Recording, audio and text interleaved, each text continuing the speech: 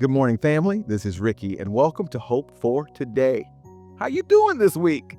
It's Love Your Enemies week at Hope for Today. I hope you haven't tuned me out. There's a blessing for us if we would simply trust Jesus' words to love our enemies. I'm in Luke chapter 6, verse 27 today, and it says this, "But I say to you who hear, love your enemies, do good to those who hate you." Verse 28 says, "Bless those who curse you, pray for those who abuse you."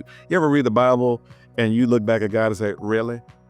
That's one of those days that we've been talking about loving your enemies all week. On Monday, we talked about how we need to work on praying for our enemies. And on Tuesday, we talked about how we should potentially offer some sort of provision to our enemies, namely in the way of kindness. Yesterday, we talked about finding it in our heart to forgive. But at the end of the day, the crystallization of the gospel is to love your enemies. And you've been thinking, ain't no way I can love my enemies. Ricky, I get it. I got to do this for them. I got to do that. I got to pray for them. But don't ask me to love them. How in the world can I muster up that? And there's the key. Loving your enemies is not something you have to muster. Loving your enemies is something you must ask. You must literally say, Jesus, would you give me a new heart and a new mind, and give me the heart and mind that you had when you first loved me, when I was an enemy.